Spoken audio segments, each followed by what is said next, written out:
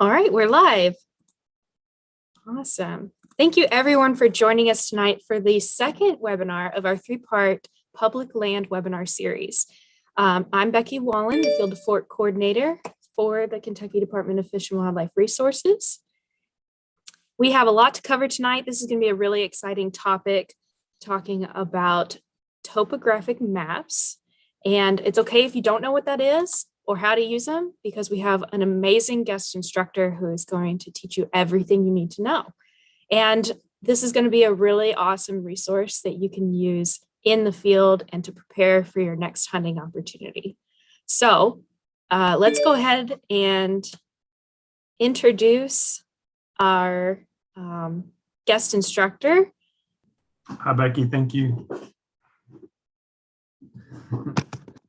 There's a window in front of my computer, so I want to make sure everybody can see me. Hi, everybody. I'll pull up my glasses for a second. It's my privilege to teach this class for the Department of Fish and Wildlife and for the amazing people that work in the Education and Information branch. So thank you to Becky Wallen and Rachel Kroom for inviting me to do this. One of my passions is to help new hunters in general, but also to people that want to take on bigger challenges, especially out west or in the Daniel Boone in the Appalachian Mountains or someplace, and they really just need more information. So I am privileged and blessed to give this block of instruction. And at this point, Becky, if it's cool with you, I'm going to share my screen and start the class. Yes, go for it. Okay, sweet. Okay, so everyone's seeing that correctly? Yep. I hope. Okay, it looks good. Okay, super. So this is basic map reading for hunters, but for those of you who have hunted out west or have done some really big adventures like me all over the world, some of this is going to be pretty advanced. I have to give a little bit of credit to someone named the Gray Bearded Green Beret, who is a brother in arms, because I borrowed some of his excellent work on terrain features.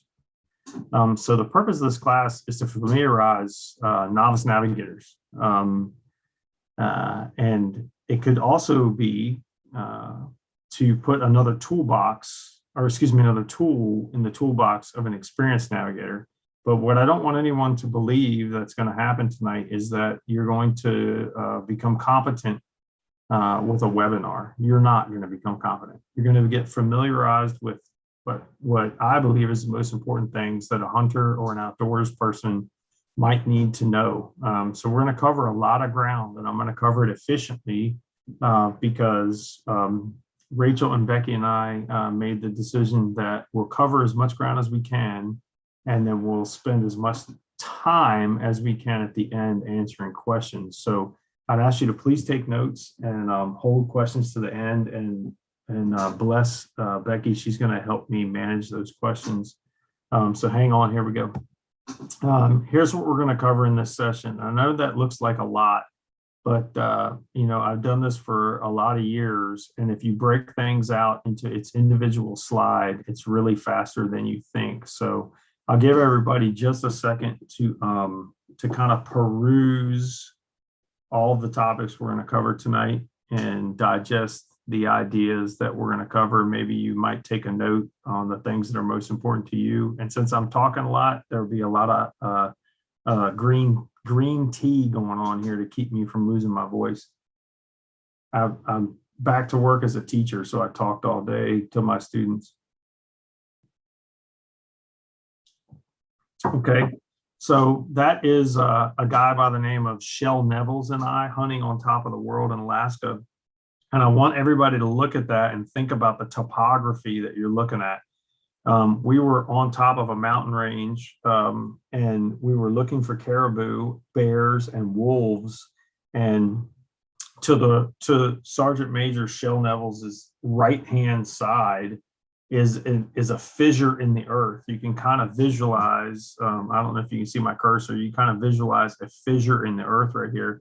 Well, we could see almost like 7 kilometers in this direction. So topography is an interesting thing. And I want everybody to one of the most important things we're going to talk about tonight is how to visualize that. So suck that in before we get to the first topic on how to read a topographic map.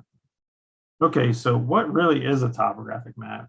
To be honest, ladies and gentlemen, it's how we take a three-dimensional world, a three-dimensional world, and we distill it down to 2 dimensions and make it flat, right? So map makers are called cartographers, and it is, you can go to college for it. It's a really interesting and almost amazing profession. But I'm giving you an example of what a topographic map might look like on the left side of your screen and what the earth might look like on the right side of your screen. So there's all this, extremely steep high ground on both sides of this lake. And then of course, then there's the lake and the low ground in the middle. So just something to think about there when you think about how a topographic map is really just a 2-dimensional representation of a 3-dimensional world. And so there is a topographic map. Now, this is not one of my favorite topographic maps, but I wanted to speak from experience so that I could help everybody understand, where I'm coming from as a hunter and where I'm coming from as an infantry officer and a navigator. So this is a National Geographic map that me and a good friend of mine used to hunt moose in Alaska. We were about 85 miles from the Bering Sea, and we were hunting along the Iditarod River, which is very close to where they do the Iditarod dog sled race. And if you can see right here, I hope my cursor shows up, there's a circle, an ink pen circle where my friend Dave Raisler and I hunted moose and bears. And so this is a much different type of topography. It's a much flatter, much wetter topography where there's actually not a whole lot to look at and to navigate by. But what I want you to see by looking at this real quick is the marginal data. It's in latitude and longitude. This map was developed by the National Geographic, and this is the scale. And this is the declination, and we'll talk about declination here in just a minute. You can see that it's 14 degrees off true north, and we'll talk about that in a bit. Okay, so a map key. So map keys are important, right? Every map is designed by a person for a reason, and that person, of course, is a cartographer, but they have a boss, and their boss could be the Department of Fish and Wildlife Resources in Kentucky. Their boss could be the U.S. Geological Survey, their boss could be National Geographic, or their boss could be a commercial entity that is designing a map for hunters, fishers, hikers, boaters, campers. It doesn't matter. What you need to understand about the key is, as you look at the map, if you don't understand the colors or symbology, you just simply need to access the key. And of course, I pulled this key from a map in Hawaii because you can see it says Hawaii Division of Game and Fish. And I talked about their, different, because maps are different for different purposes. And it tells you everything you need to know. One of my favorite sets of maps that I'm going to give you guys a link to, and Becky's going to help you guys get a link to, is from a company called Topo. And they don't sponsor me. They don't even know who I am. I don't make a nickel off of any of this. But they actually make what they call GMU maps, which are Game Management Unit maps. And you can buy those maps if you're going to hunt pretty much anywhere in the United States, and they will have color coded what is federal public land, state public land, or what could be Bureau of Land Management, or kind of, almost a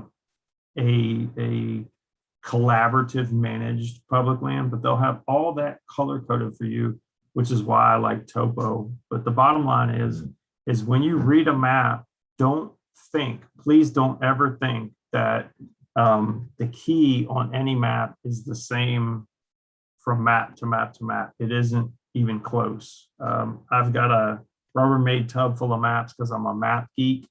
And I even, after basically 30 years of working with this, I have to really pay attention to the key, because a lot of what you see in this key right here is not what I grew up with in the military. We don't use all these crazy colors and symbols. We try to keep it simple, stupid, right? The KISS method. So here is another example. I like to take pictures and put them on my phone of places I've hunted. This is an area just south of Denali National Park where I hunted grizzly bears. And what I want to quickly, but marginal data is interesting because this right here is an atlas, and an atlas is a really good way to talk about marginal data, because when you look at an atlas, it tells you on every corner of the map where the map continues. So the continuation of that map. So if you're hunting down here, so this map is laid over landscape, right? So the left-hand side of this slide is north, the top side of this slide is east, and the bottom side of this slide is south.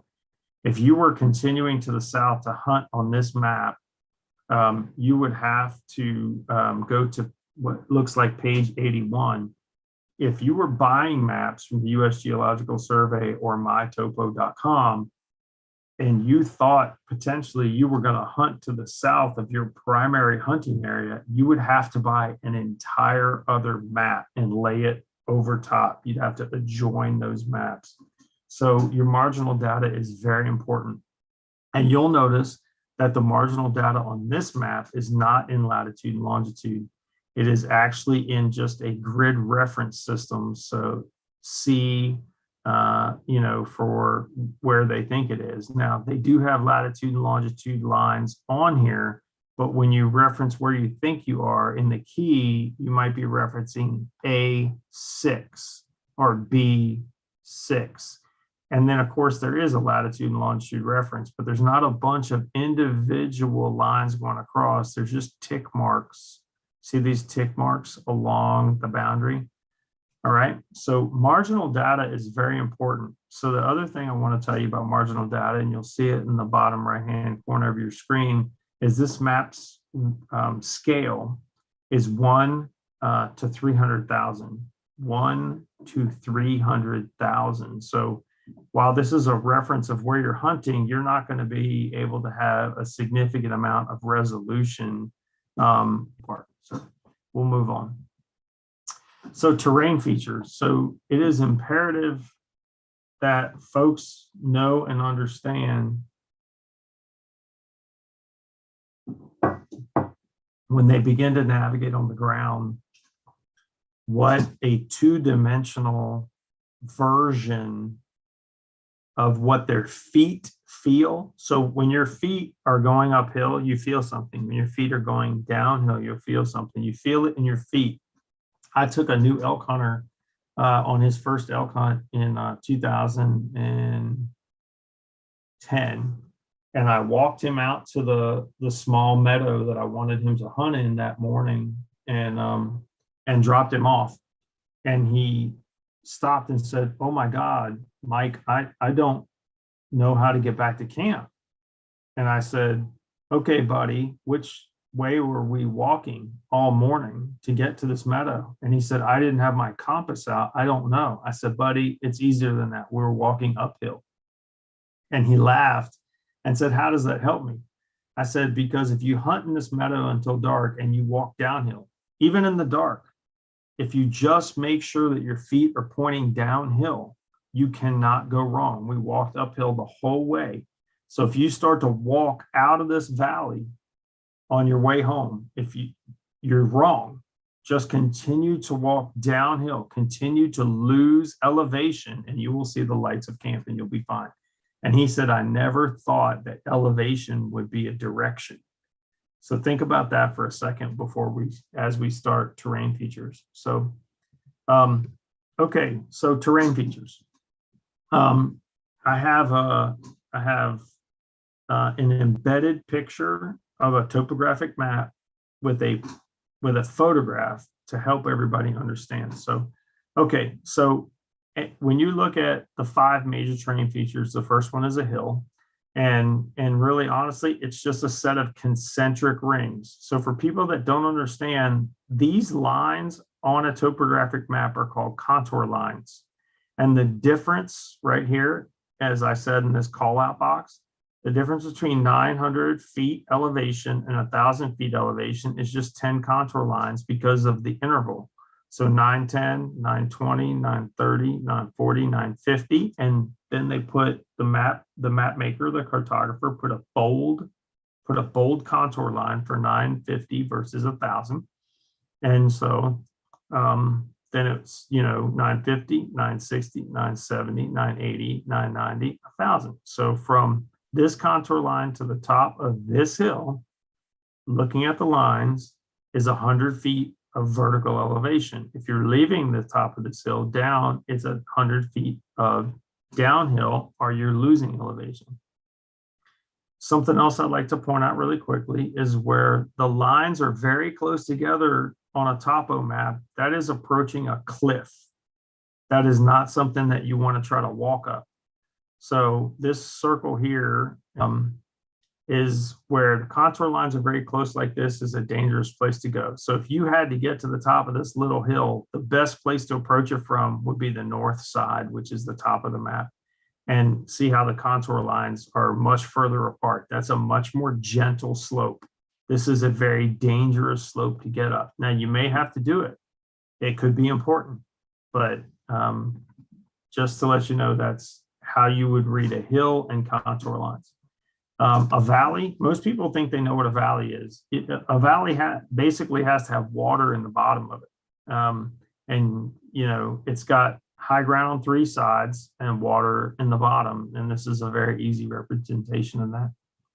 A ridge is, it's more than a spur, which we're going to talk about in a second, but a ridge is kind of a set of hills that is formed by multiple small hills. So when you look at this, you have the hilltop, then you have what we call a false hilltop, which we're not going to cover tonight. We don't have enough time. Then you have a second false hilltop.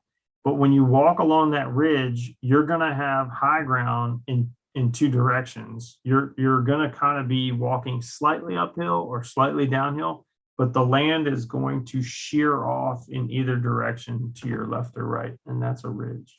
So it's a series of hills or small hills and false hilltops where you may be walking along the top of them and you're gaining or losing a little bit of elevation, but when you look to your left and right, it is certainly downhill. A saddle. Now, this is really important for hunters. Saddles are places that game love to cross. They're like us. They don't want to climb all the way to the top of, a mountaintop or a hilltop. So if you look at the topo part of this map, what you'll see is there's 2 distinct hilltops and there's a distinct saddle in between them, right? So it almost looks like someone's anatomy, right? The chest of a human being, right? There's a nipple and there's a nipple, and then there's a portion in between. In this example, it looks like that, right? Or 2 fried eggs. The portion in between the yolks, you could call this a yoke, you could call that a yoke. The portion in between is a saddle. Now, when you look at it on a map, that's what it looks like. To visualize it on Mother Earth, that's what it looks like. Game are not going to cross here. They're not going to cross here. They're not necessarily going to go all the way to the bottom of the valley, to what is the left of your screen. They're going to come through that saddle. Okay. They may run the ridge line, which is the top of these 2. So you see, you could go from this hilltop on the left of the blue dot to the hilltop on the right of the blue dot and go through this area, and that is a ridge. But if you're coming this way, if you're coming across it, it's a saddle. Okay, so a depression. And if you've ever hunted in Kentucky where there's mine land, especially on Fort Knox, they will try to have it marked, but you can fall into one of these things and pray to God you have a personal locator beacon or some kind of help, or that you can climb out. it is a really, really ugly piece of terrain. But the way it is marked on most maps is a concentric circle with tick marks. So little tiny marks that are pointing inward. And what that denotes is a hole in Mother Earth. And there's a good picture of one with water in it. Okay, so there are also 5 minor terrain features. Okay, so draw, spur, cliff, cut, fill. So these are actually important. They're minor terrain features, but to hunters and fishers, these are really important. These are features that some people confuse with ridges and valleys. A draw, excuse me, let me go to the next slide. A draw is not a valley. It may have a dry creek or what we call a temporal creek, which means a creek that it has water in it in different times of the year. So it may have water in it. It may even have on your map a blue line, but it doesn't have water in it all the time. To be a valley, it has to have water in it all the time. So a draw is basically what you see in the picture. You know, there's a ridge going across the top, and off of that ridge, you have multiple fissures in the earth that are draws. And when you're hunting, these are very important because they're usually deeper fissures in the earth. They have much thicker vegetation and timber, and it's a great place for game animals to spend the hot part of the day, in addition to some things I'm going to talk about later. And then generally speaking, the vegetation where they will feed will be on the spur. So this is your draw, and we're going to talk about spur in a second. So the blue lines are your draw. The high ground in between the draws is called a spur. And you can think about them when you look at the map because they're V-shaped. The contour lines for spurs are V-shaped. Or excuse me, for draws are V-shaped. Okay, so spur, it's the same picture. At least the photograph is. So if you had to walk off the top of this mountain, you're definitely going to walk down the U.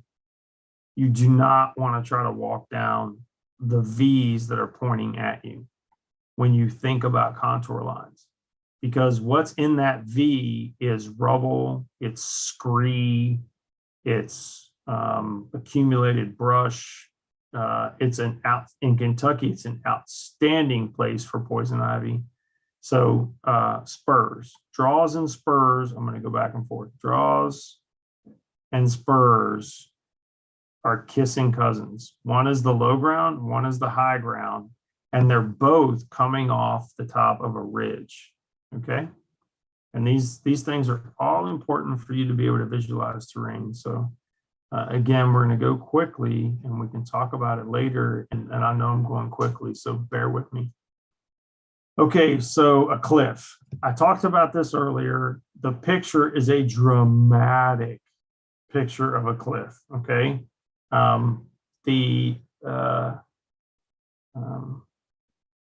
topo map picture there at Mount Redfield is something you do not want to try to climb. The picture is obviously something you don't want to climb. So where contour lines, which are all of these lines that you see, which are almost always brown, or depending on the map, what they call red light readable brown. If the contour lines are very close together, just don't go there. It's a cliff. Certainly you're going to be cliffed out, as you probably heard that term. And it's probably something that's dangerous. So when you plan your route and you see those contour lines close together, just avoid it. And then there's an interesting set of terrain features that are called a cut and a fill.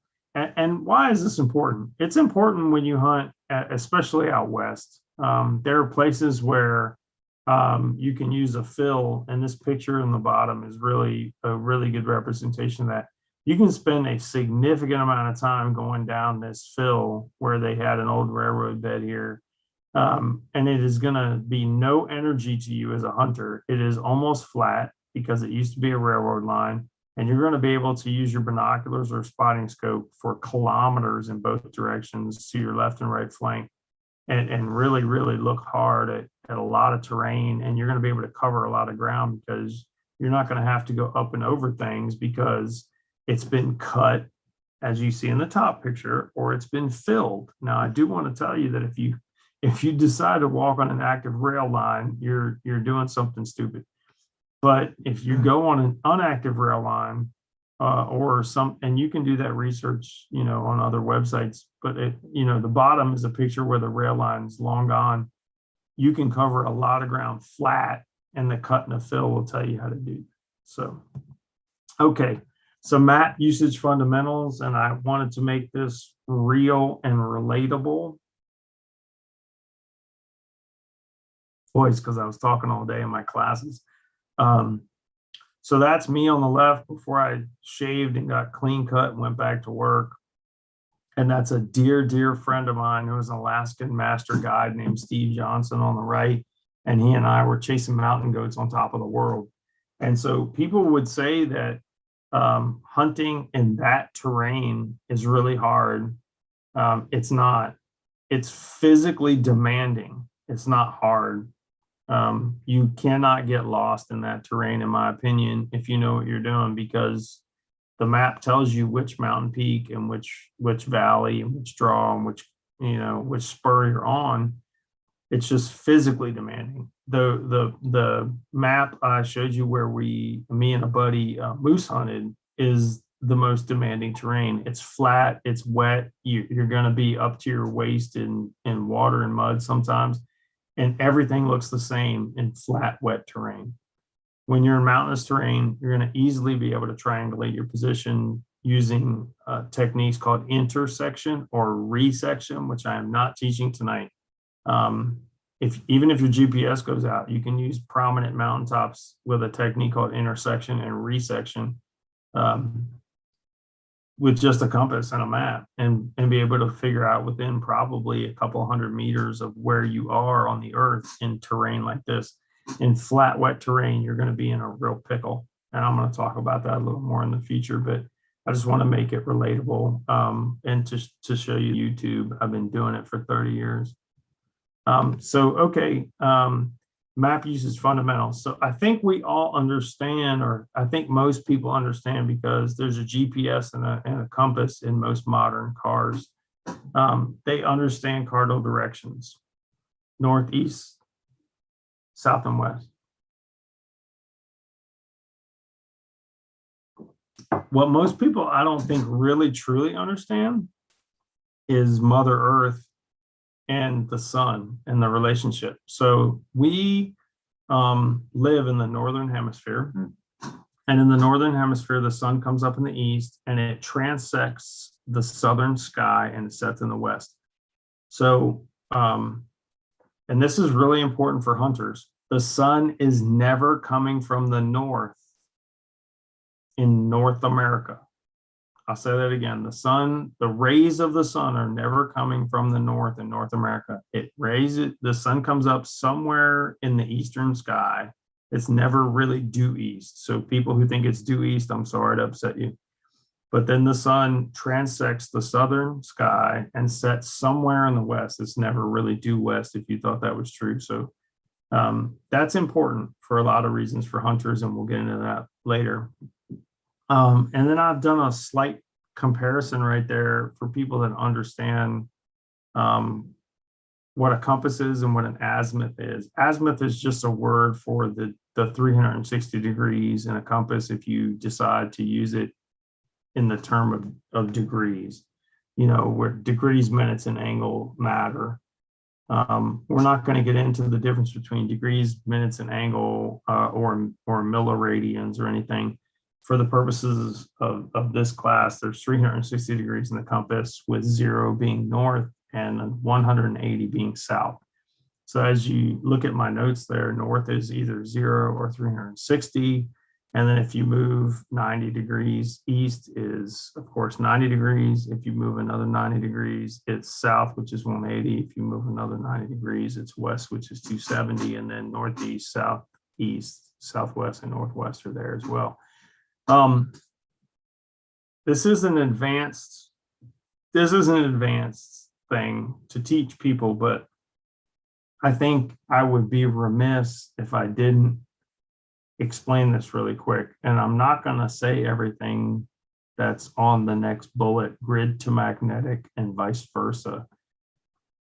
I'm sure everyone that's logged on to read that. Most people fail to realize that in many places on the globe, on this big blue pearl we call Earth, there are many places where north is actually not north. The iron ore deposit that is somewhere close to the North Pole is not under the North Pole. So if you decide to hunt somewhere other than Kentucky, you really need to pay attention to something called declination. And that even applies if you decide to hunt in Maine or California. You're far enough off the center line of the iron ore deposit that is north of us, kind of close to the North Pole, but really not, that you're going to have a degrees, minutes, and angle issue. And so the place that I showed you earlier where we moose hunted was 13.25 degrees off to the west. So when you look at your map is always going to be correct. But when you then try to transition from your map to your compass, so if I was trying to go due north in the place we moose hunted, my compass is going to be off 13.25 degrees west. I hope that is in somewhat easy example or something that you can understand. But the bottom line is that your compass works because there's a massive iron ore deposit somewhere close to the North Pole. And I didn't plan to say this in the class, but I would like to remind everybody that if you're using a compass, make sure that there's no metal near it or on your body, because if you take a compass and you put it next to something that's metal or has iron in it, it completely throws it off. So that's okay. So here's something that I think everybody needs to understand: orienteering versus dead reckoning. Orienteering is knowing what your compass bearing is and being able to understand and visualize terrain features, and just know that as I'm going northwest, if I cross two ridges, I come to a valley, and then I walk up a saddle to the east, I'm going to get close to where I'm going, and I can slow down and be more precise. So I can cover all this terrain to cover these ridges, this valley, and get up this draw quickly, because I can visualize this and I know my general bearing and I know the general lay of the land. You know, my knuckles are, we use this in the military a lot. We use knuckles, right? So, you know, each one of my knuckles is a hilltop. The crease across the top of all knuckles is a ridge. Going down each finger is a spur. Coming up the gap in each finger is a draw. And it helps people visualize. And so when you orienteer, you really honestly just need to be able to visualize terrain and know the distance and get a general compass bearing, and you can go. And I'm an orienteering person. As an advanced navigator, I really, that's the way I do my business. And I visualize the terrain and I go. And the cool part about that is my head's up. And when my head's up, I'm looking for changes in the forest. I'm looking for changes in the desert. I'm looking for changes in the mountains. And I'm also looking for game. You might bump into the animal of a lifetime way, way before you get there. So Orienteering is the way that I love to do it. It's fast, but it requires confidence. And dead reckoning is a way that you take your compass and you shoot an actual azimuth. You shoot a compass bearing. You might shoot 183 degrees. And when you shoot 183 degrees with your compass, you're looking through your compass, almost looking like you're looking through a rifle scope. And you look through that compass and you say, oh, I see a tree 300 yards away, exactly on that compass bearing. And you put compass away or on that azimuth, excuse me. And you walk exactly to that tree on that azimuth. And then you stop and you go around that tree and you take your compass out and you shoot another azimuth on that exact same number and you walk to the next milestone. The challenge with dead reckoning is that it's slow. It is very accurate, but it also requires discipline because if you're right-handed, you're going to drift to the right. You're going to go around every tree. You're going to go around every small frog pond. You're going to go around every small obstacle to the right. And if you're going on a 5 or 6 kilometer leg, you need to just be cognizant of the fact that when you get to the distance that you think you should be at your target, you're going to be to the right if you're right-handed, or you're going to be to the left if you're left-handed. And that is something that is just immutable. That's just a fact. It's going to happen. And that leads me to the idea of deliberate offset. Excuse me. So deliberate offset is something that we teach infantry units. You don't want to go directly into and bump into the enemy, right? You never want to just bump into the enemy. Bear with me when I say this. If we're trying to get to a specific point, we don't go to that point. We go to the left of it or the right of it. And that could be to the west of it or to the east of it. And that's on purpose. When we think we are on line with it, we stop orienteering and then we shoot an azimuth with our compass and we go exceptionally slowly using dead reckoning because we know we're close. What that prevents us from doing is bumping into the game. If you have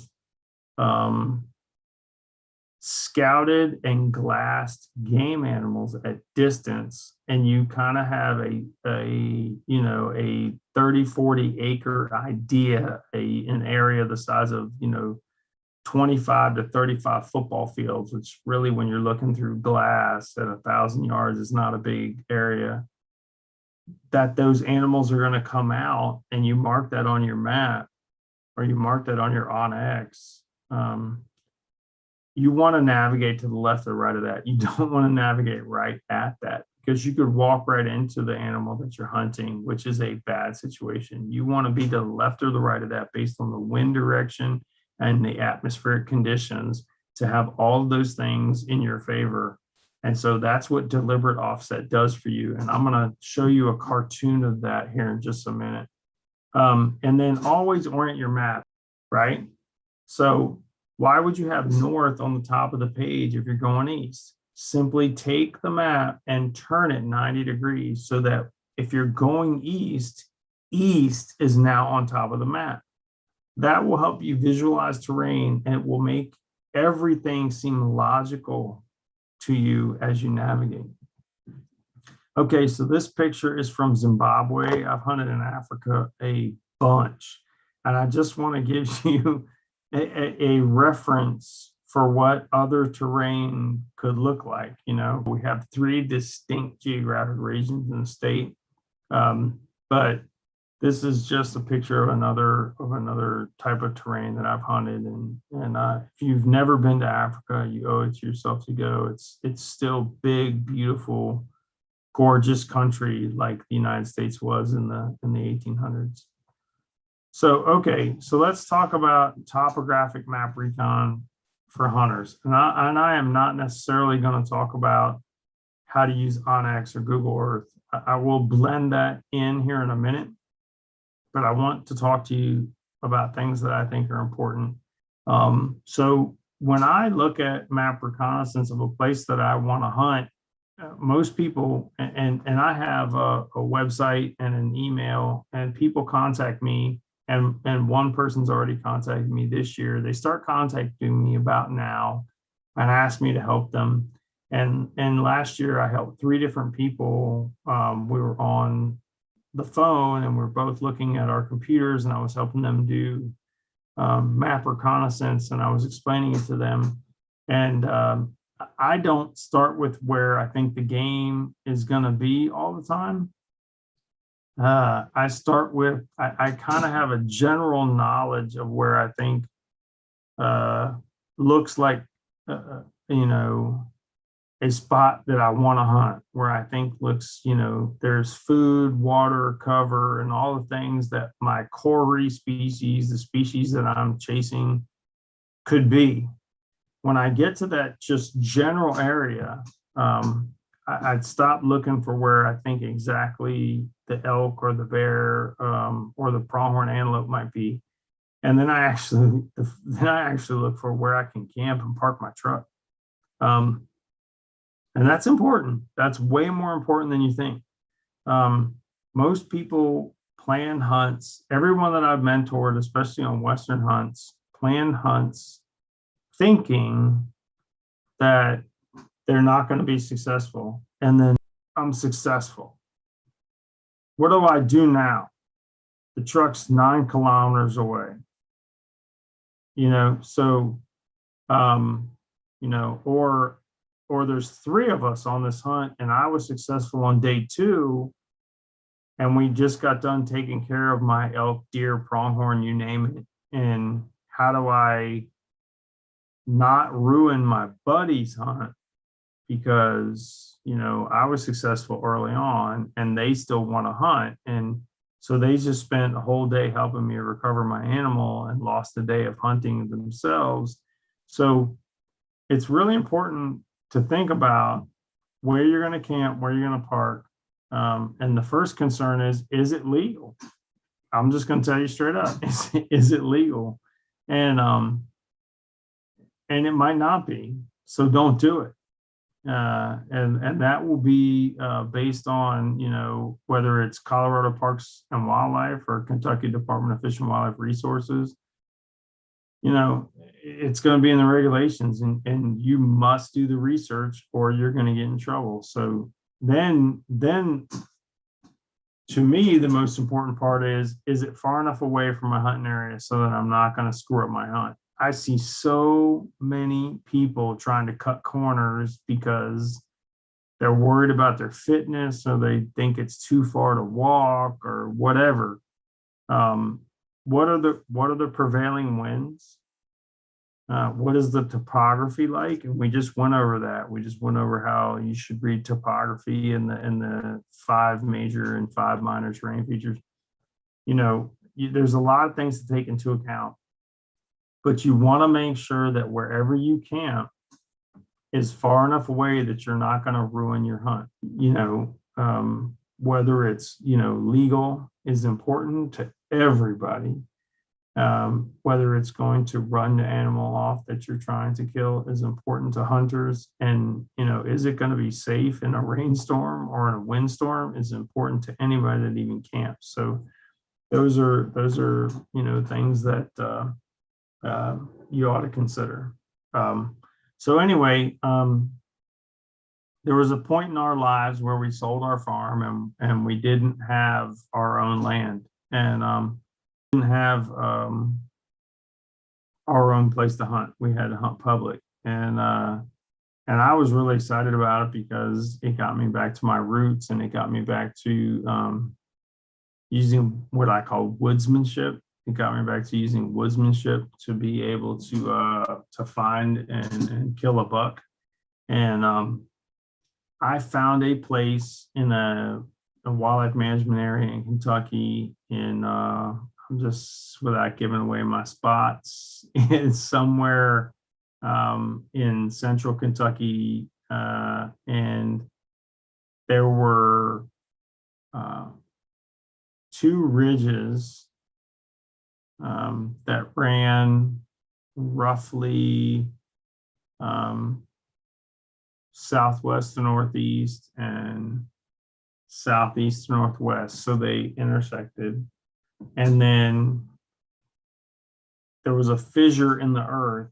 So if you can imagine a fissure in the earth between the two ridges, that was the start of a dry creek bed. And then there was a flat spot where all of these ridges and draws and spurs drained in together and made this flat spot. It was probably the size of 2 basketball courts. It wasn't the size of a football field. And I saw it on the map, and I saw all of these draws and spurs kind of coming together. I saw these 2 parallel ridge lines that kind of came to a pinch point. And I thought, man, that is converging terrain features. I need to go recon that. So when I went to recon it and scout it, I was looking for food sources, water sources. I didn't get over the first ridge. I was probably 3/4 of a mile from parking area on WMA. And I got over the first ridge, and there was a rub, and there was a scrape, and then there was another scrape, and there was another scrape. And I got to this flat bottom, which was the top of this creek bed, and there was like 4 rubs and 2 scrapes. And I was just like, holy crap, I gotta climb a tree. And I had to find a tree to climb with my climber, and I climbed one. And it was 3 days later, I killed a gorgeous 10-point buck, and I shot him at 12 yards. So what that was converging terrain features with food sources and signs. There was also a bunch of oak trees in there. So when you're looking at a topo map, converging terrain features is where you need to start. Okay, species specific information. And the easiest species I can use for an example is elk. Now, I know a lot of you are probably whitetail hunters, and there are so many whitetail hunting websites, books, and resources that I'm not even going to attempt to use a whitetail hunt as an example. I'm going to use an elk hunt as an example. So I think I've killed like 11 or 12 elk. I don't think I've killed an elk on private. I think I've killed all my elk on public, bulls and cows over the last 10, 12 years. And some of the things that I've learned and some of the things that I've studied is when you want to kill a specific animal, you need to look up and do some research on that animal. So I would put a plug in for the Rocky Mountain Elk Foundation if you're hunting elk, for the National Deer Alliance, which used to be the Quality Deer Management Association. There are conservation organizations that spend a lot of time working with biologists and publishing the findings of those biologists. And my personal experience was elk are always going to be close to water in late August and early September when the season hunts, because I've killed a pile of elk around water holes at that time of year. They're thirsty, it's hot. And then I read a scientific study from, I think, Idaho, where they had collared elk, and it said that those elk they had GPS collared elk, and it said they were no further than 800 yards away from water for the last 2 weeks to the first 2 to 3 weeks, for the last 2 weeks of August, the first 2 to 3 weeks of September. And elk come into the rut about, depending on the latitude in the state, somewhere between the 9th and the 13th of September. So elk will also lay up in thick, dark timber on the north slope during the day. And we talked about earlier that we're in the northern hemisphere, and the sun rises in the east and goes across the southern sky and sets in the west. And so why would elk lay in on the north side of slopes? Because they be in the shade. They would be in the shade all day. So that brings me to a kind of a sticky topic. This sticky topic is where to be successful and where not to be successful. There are times where you might be scouting an animal and see that animal, and that is the one you want, and it is the one you've been working for all season. You have trail camera pictures of it, whatever. you have to be disciplined in your thought process and think about, is it the right time? Is it the right conditions to take that animal? And if you're, especially if you're out west, or if you're in the Daniel Boone National Forest, where there's much larger sections of terrain that most people are used to, you know, if you didn't screw it up, the animal's going to be there in the morning. And I wrote that more articulately there. You know, if you did your navigation glassing and stalk correctly, you didn't run that animal off. You're going to find them again. So don't risk it.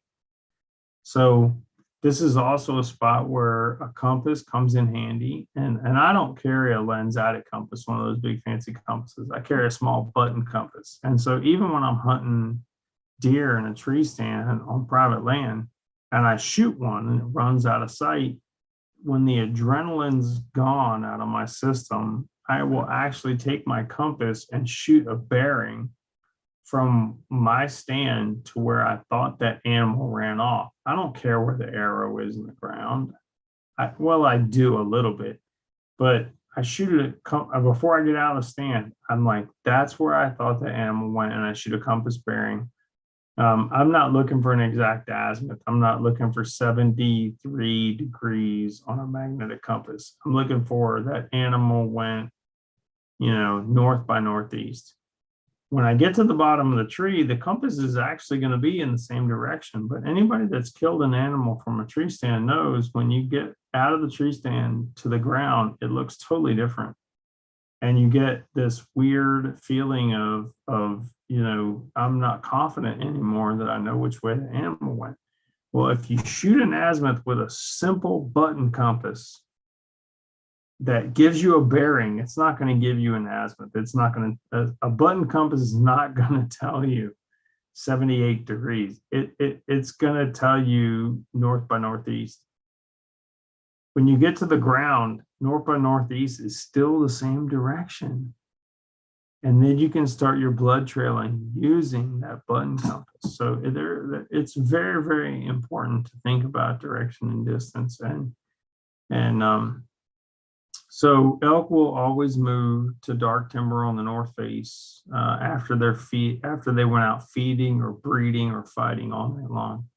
And then if you're smart, you're aware that they did that, then you're watching the southern slopes in the morning, because they're going to come out from the north slope in the heat, or excuse me, you're going to watch the southern slopes in the evening, because they went into that dark, cool, shady timber in the morning and they sat there all day.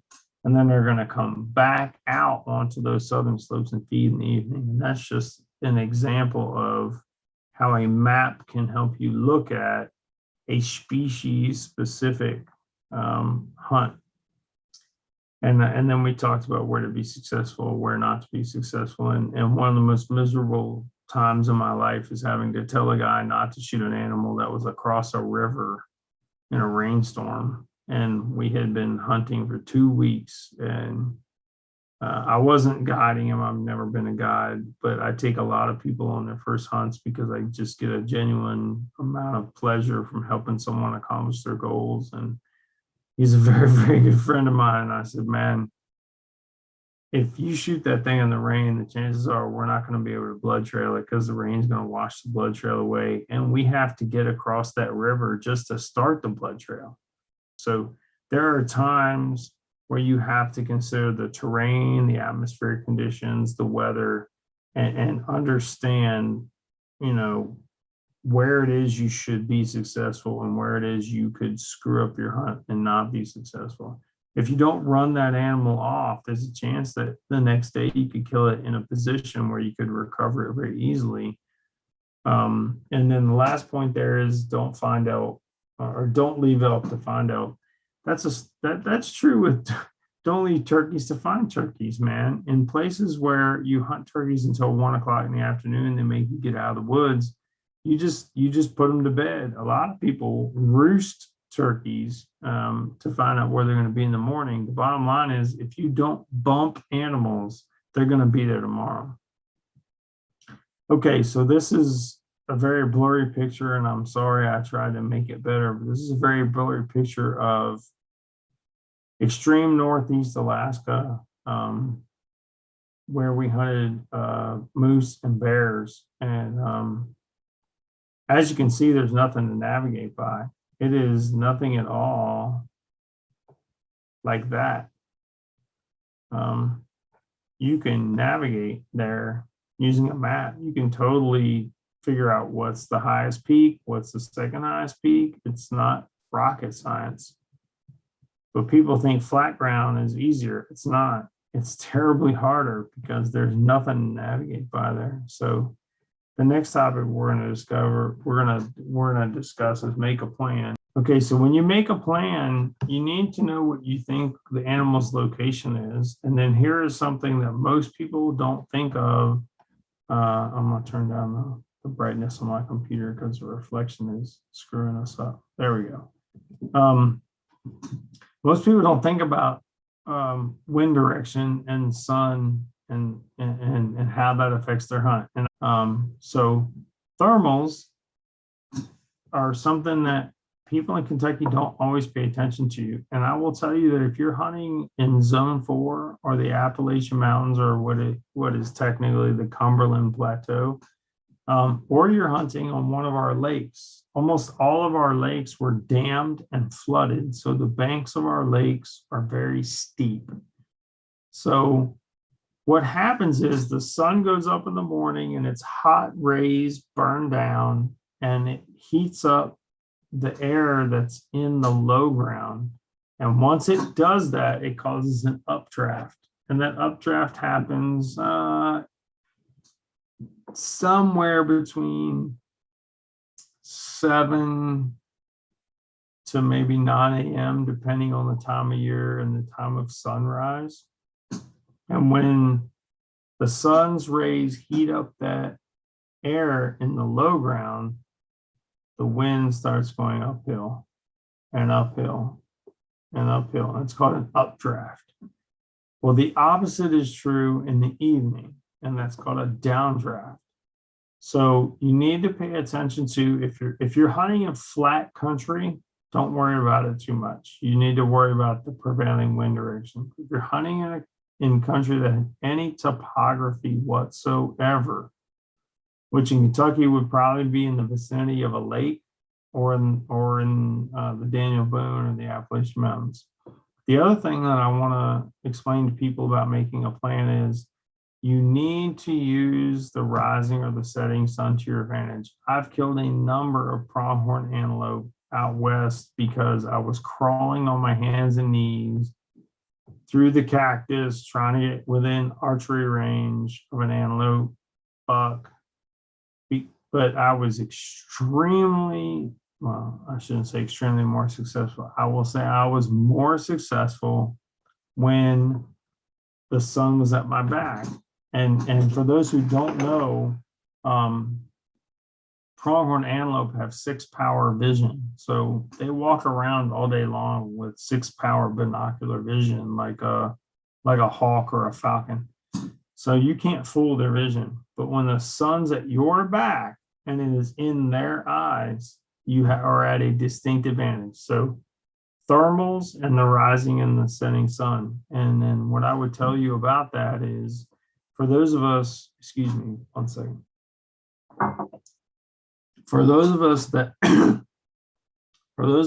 grew up without GPS in our cars, and we had no freaking idea what a cell phone was, we used to draw little cartoon maps. We'd be like, hey man, the party at Jenny's house is on Seabiscuit Drive, and here's how you get there. And you draw this little map on a piece of paper.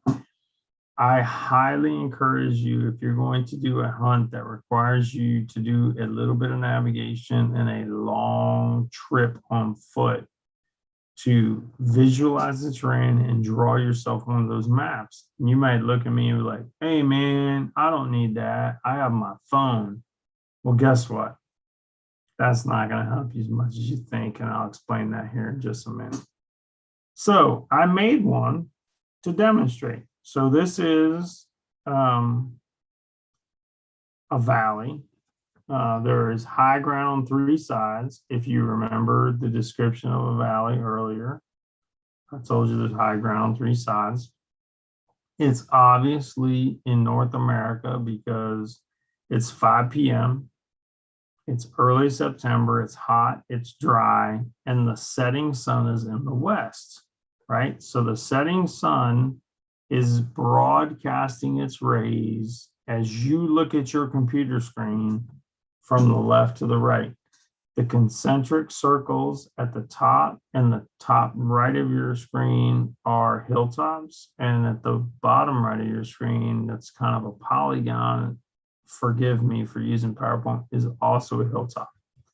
So what you have is a hilltop north, a hilltop northeast, and a hilltop east, the setting sun to the west. If you look at the top left-hand part of the screen, there's a north seeking arrow. Again, it's 5 p.m. on September 7th, and it's 80 degrees. The elk are hot and thirsty.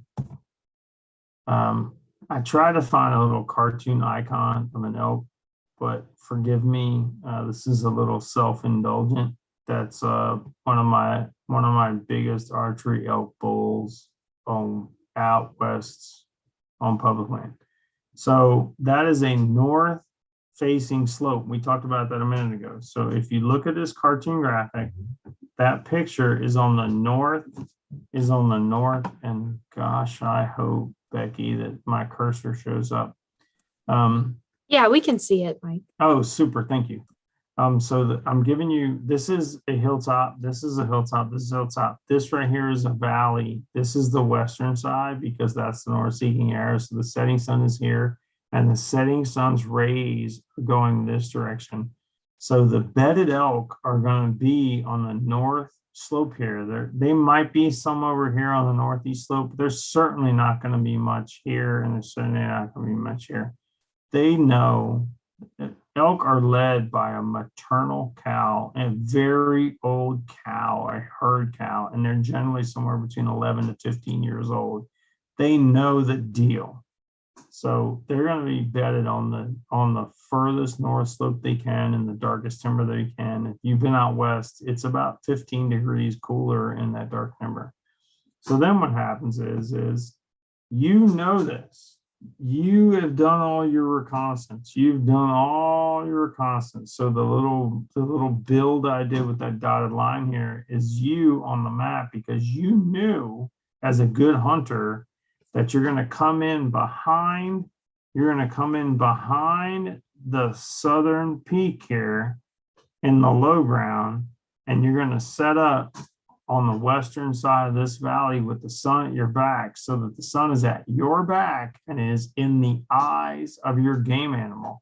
So you came in east to west and set up. And then the next thing you knew is it's an afternoon or evening hunt. So you set up in the low ground. And what did that do? Those green arrows depict the direction of the wind. So the wind is going to come off of every single one of those peaks, and it's going to continue downhill, and it's going to continue to be in your face. So you're setting up with the sun at your back and the wind in your face. You couldn't be in a better position as a hunter. And this is true anywhere. It's totally true in Kentucky. The terrain and the sun and everything might not be as dramatic, but this is the best example I could give you. So then the elk so you came in there with the wind in the direction and the sun in your direction, and that's my lovely bride of 24, soon to be 25 years elk hunting with me out west. And that's her setting up with the sun, the terrain, and the wind to her advantage. And then the elk get up about an hour and a half before sunset, and they start walking over top of that ridge, which we talked about earlier. And then they end up in the kill zone. And they didn't smell you, they didn't see you, the wind was in your favor, and the sun was at your back.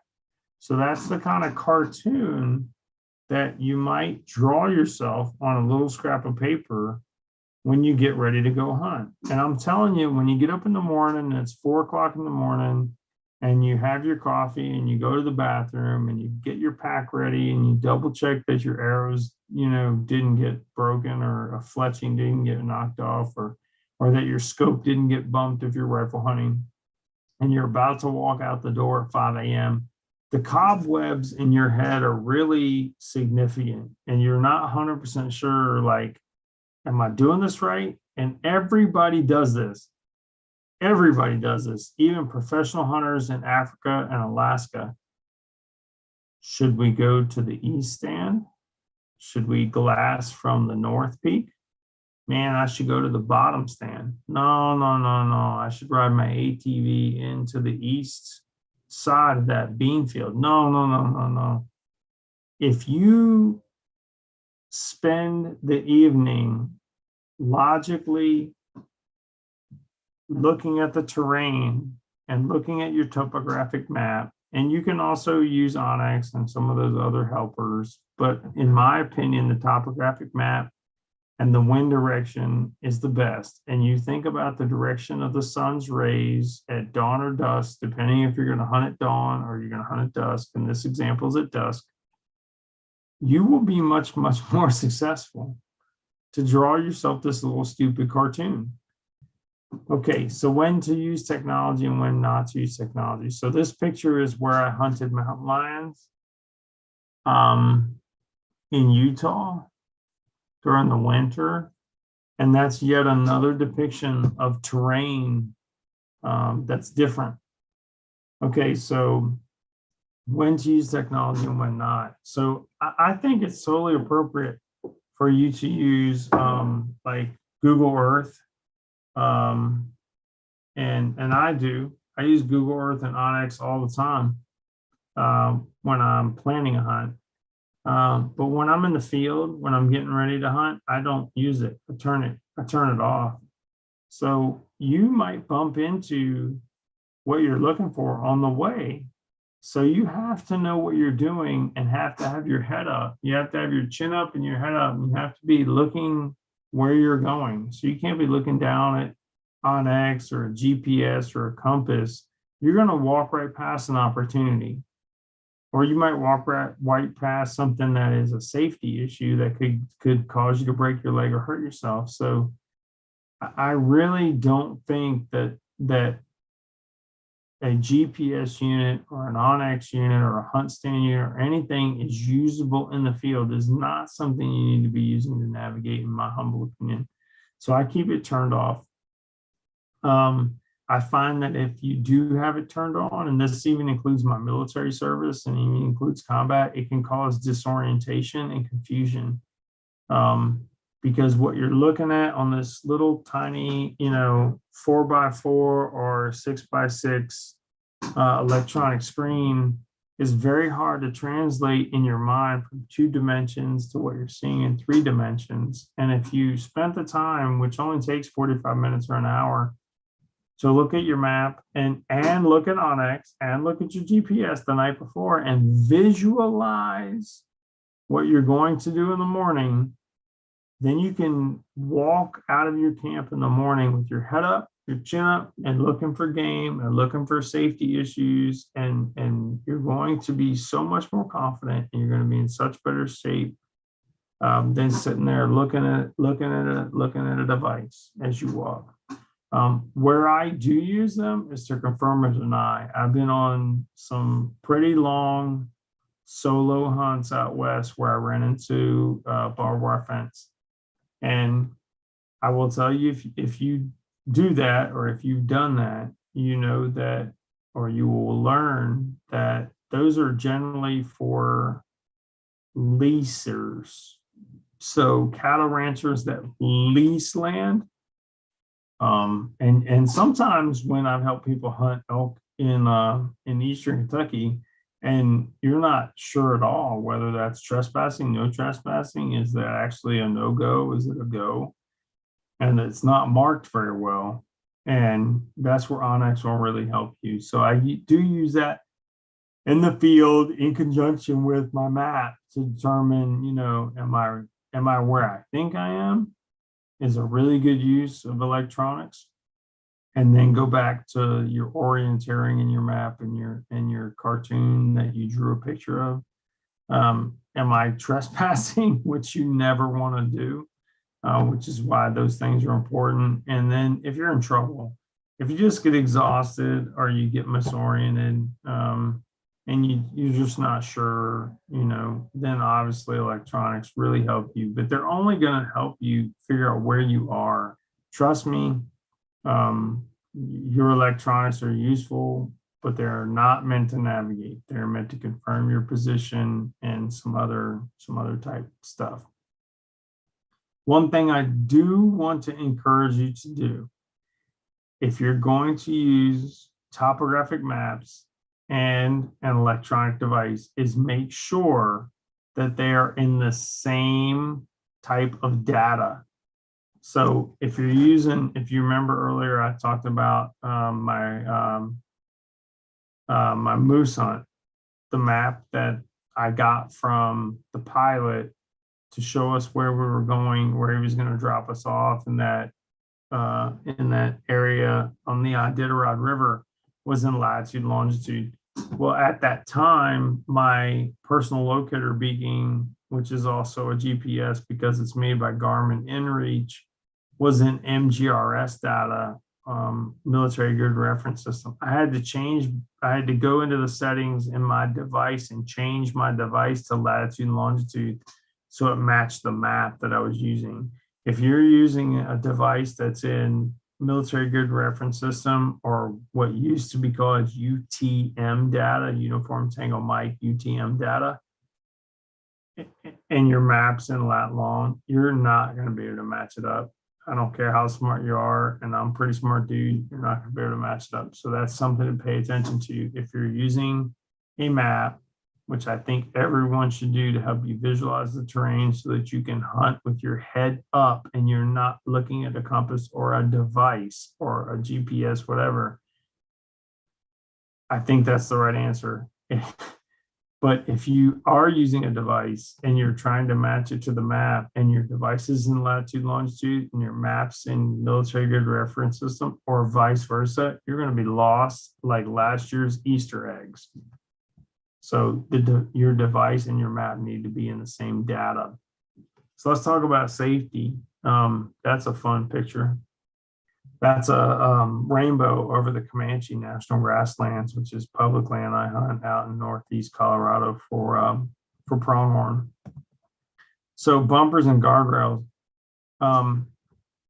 When you plan your hunt, you should think about bumpers and guardrails, and I mean them just like that. Like a bumper is those things that if you ever went bowling and they put bumpers in the gutters for your kids so that they don't ever hurt a gutter ball, it's to make sure that the kids always have their ball go down the center of the alley. Guardrails, as we drive, are to make sure that we can't run off the road. Even if we are texting and have something stupid happen, we hit the guardrail and we don't end up 30 feet down the bottom of a ditch, right? Same thing is true of navigation. If I'm hunting in an area and it gets late, it gets dark, and I don't know what to do, but I know the road is to the east, all I do is think that the east is a bumper or a guardrail. And I just stop what I'm doing, pull out my compass, and I think about having a bearing that is due east. And then I go from where I am to the road, and I don't think about anything else. And this happened to me last year hunting deer in Montana. I killed a giant buck, which was I thought it was going to be the same weight as a buck in Kentucky. And generally speaking, when I cape a buck in Kentucky and I cut up all the meat and put it in meat bags, I can carry out a Kentucky buck in one trip. I tried to do that in Montana, and it was way too heavy for me. So all I was able to do was to walk in a single direction to the road. And even though there's grizzlies up there, I just was like, you know what? If they get to my pack and all my meat, before I get back, so be it.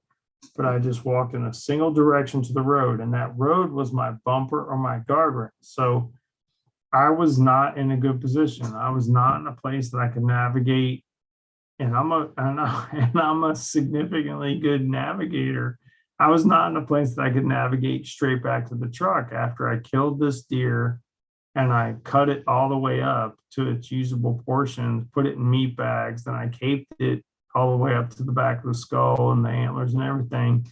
And I packed all that onto a pack frame and I tried to walk out with it. As soon as I got about 200 yards, I realized it was much too heavy of a load for me, that their deer, their big mature bucks are over 300 pounds. And I was going to be very, very pressed to get to my truck. So I walked straight to my bumper, which was the road. And then I took my pack off near a prominent, some kind of landmark. And then I walked down the road to my truck to get to the truck and drove the truck back to the pack instead of trying to walk all the way to my truck. So bumpers or guardrails are linear features that help you. And when you look at your map and you're planning a hunt, you think, oh my God, there's a river to the north of me. Well, if you walk along the side of a river, especially in Kentucky, you'll eventually run into someone's farmhouse or a road. So if you're lost like last year's Easter eggs, think about bumpers or guardrails. The next thing that I'll talk to you about is bailout criteria. In Kentucky, you probably don't need to think about it. You're probably going to be fine. A bailout criteria for us is probably, it's 30 minutes past legal shooting light, and that's when we legally have to stop hunting. That's fine. But in other places in the world, bailout criteria could be at noon on a Sunday. So just give some thought and be logical to the idea that I may have to come back tomorrow. If it's a decision that requires you to use a satellite phone or a personal locator or a personal locator beacon like I carry with me when I hunt and fish in Kentucky, it's probably time to execute your bailout criteria. And I'm going to stop real quick here and put a plug in for personal locator beacons. Not every place in Kentucky has cell phone signal. And I quite often hunt and fish in places that have no signal at all. And since I was recently retired, I was retired for the last 4 years, I spent a lot of time hunting and fishing by myself. And so I almost always have a satellite personal locator beacon on me. And that satellite PLB has an SOS button because I can get bit by a copperhead, I can fall into a depression. Satellite is going to be, a much more reliable signal than cellular. And they're not that expensive. An inReach, a spot device, a Dorlomi device, it's worth the weight of gold if anything ever goes wrong. And too many people spend time saying, oh, it's never gonna happen to me. Well, guess what? It's gonna happen to you. It's just a matter of when. If you don't have the money to do that and you don't want to do that, then the next solution is plans you leave behind, right? So there is nothing wrong with you printing off or drawing a map or in some shape or form showing your significant other, your spouse, your boyfriend, your girlfriend, whatever, a picture of where you're going. And the 5 W's: who, what, when, where, why. Who, me. What, I'm going hunting. Where, in this general vicinity, here's a little cartoon. Who, what, when, where, and why. Well, I want to kill something. Leave a small written plan for whoever. It's your roommate, it's your wife, it's your boyfriend, girlfriend. And then personal locator beacons. The Garmin inReach is my favorite. I've used it all over the world. But the spot device is also pretty dang good. So there you go. All right. And now we're to the end of the presentation. And I'm just gonna throw some information at you, and Becky's gonna help me here. For more information on where to buy maps, there's gonna be some links. So I buy maps from mytopo.com because they have hunting areas and game management area maps and they print them off on it almost feels like a fabric, but it's plastic. And then the U.S. Geological Survey is really the United States of America's map guru. But if you look at the United States Geological Survey's map key, it's 2.5 pages long. They have a color code or a symbol for everything from, a latrine or where I go to the bathroom to, a mountaintop. So there you go with that. And then in closing, I'm thankful for this opportunity. I am the vice chairman. My name is Colonel Michael Anthony Abel. I'm a retired U.S. Army infantry officer, but I'm the vice chairman of Kentucky Backcountry Hunters and Anglers. Again, I've hunted all over the world, and I'm a published author. If my goal is not to make any money as a published author, my book is priced almost to the point where I have to pay you to buy it because the printing costs and what it costs to send it, printing and shipping costs. But I also have a website, which is right there, that has a bunch of my hunting and fishing adventures, but also has packing lists and lessons learned. And I want everybody to be successful. That's really my goal. And I'm very thankful that Becky and Rachel asked me to teach tonight. And that's the end of my presentation. So Becky, if we have time, I'll take questions. Thank you so much, Mike. It is a little after 8, which is fine. I just want to say for some folks, I don't feel pressured to stay on, but we're going to hang out and get to some of these questions. If you have a question, definitely drop it in the chat. I'm going to go to the top and get them as they came in. And Mike, if you want to stop sharing your screen, I'm going to leave you spotlighted though, since you're going to be answering questions. All right, so let's go up here. Becky, hey Beck, can you hear me? Mm-hmm. Yep. I'm going to leave my screen share because I think I might have to scroll back.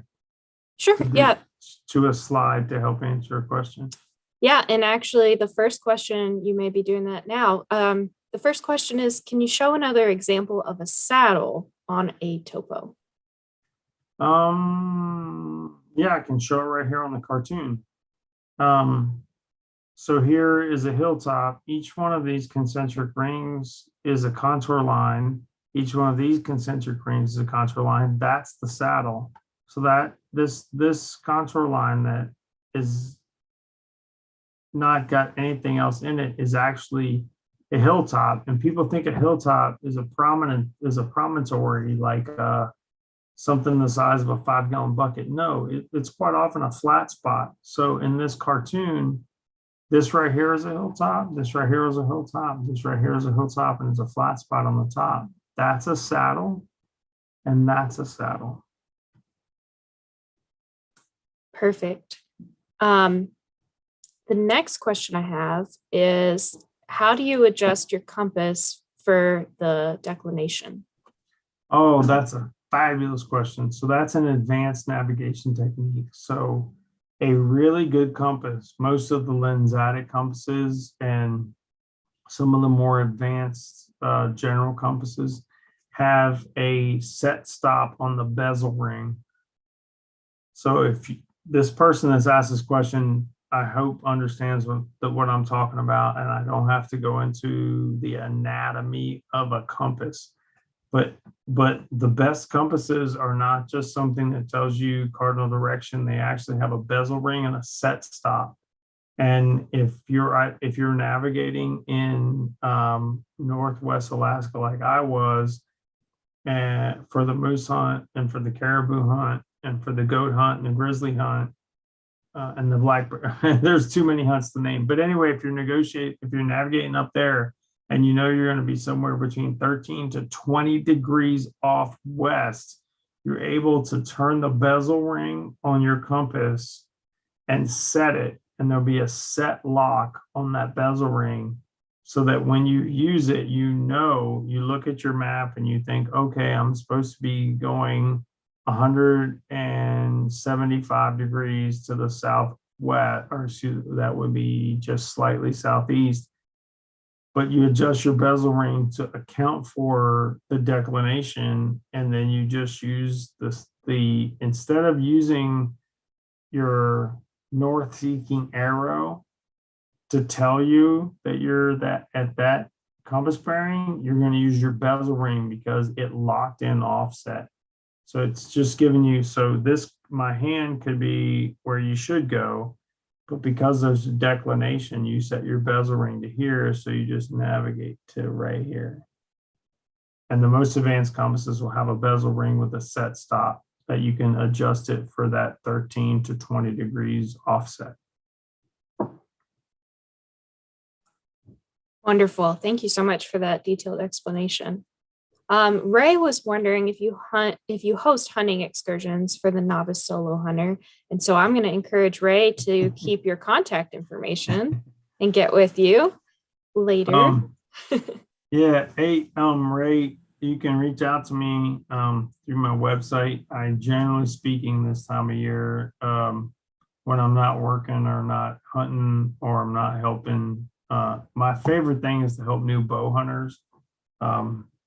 So I have a range here where I live and I'm trying to get them to get proficient to hit like a grapefruit at 30 yards before I let them hunt.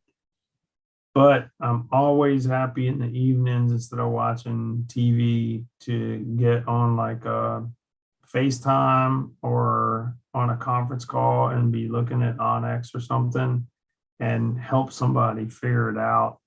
Because the most exciting thing for me is getting a picture from somebody I've helped that's taken an animal. So Ray, I'm more than welcome to help you. He actually followed up and was wondering if you could go back to your slide with your contact information on it. Yep. Give me just a second because this slide has builds on it. Yep, there you go. If you go to the slow hunt, there's a contact button. The reason I'm pointing everybody to that website, I don't even sell a coffee mug or a beer koozie on my website. I just have stories of my hunting adventures, packing lists, lessons learned, and contact information. So I don't make a nickel off of any of this. I'm just trying to make people successful. So you can reach me through that, and I'm very, very happy to help you that way. Awesome, thank you. The next question is, do you have any recommendations on types of compasses or manufacturers? I'm assuming that compasses are in different levels, could be from beginner to advanced, like you were hinting to earlier. Yep. So Tsunato, and please forgive me if I'm pronouncing that incorrectly. I am not a fan of, even though I've owned them in the past, I'm not a fan of the Casio watches that give you direction and distance, or the Tsunato watches that give you direction and distance. But Tsunato makes a really good lens-guided compass. And it's just literally a liquid-filled plastic compass. And if you learn how to read terrain and visualize terrain and read a map, you can be the most confident navigator on the planet. And I will tell you that, like anything else on the planet, navigation requires more confidence than the only thing that requires more confidence than navigation is asking a woman or a man to marry you. So if you're a woman, or, well, I'm not going to get into that, but asking someone. All right. I think that's it. Well, right. Thank you, Becky and Rachel. It's been a privilege. Thank you so much, Mike. You're definitely very experienced, and your presentation has been so helpful. We really appreciate your time tonight. Yep. All right, everybody, God bless and good luck. And if you need my help, reach out to me. I'll talk to you later. Up here, wrap it up with, if you joined us on YouTube, I really appreciate it. Don't forget to click subscribe to the channel and click the bell so that you get notifications when we upload more content, or when the Kentucky Department of Fish and Wildlife uploads more content and has more events like this. We have one more webinar left in the webinar series, so join us next Monday. It's the 16th at the same time. We're going to be on Zoom again, and we'll be talking with Onyx and the hunting public, and it's going to be a great ending to a great webinar series. So we look forward to having you then. Have a good night.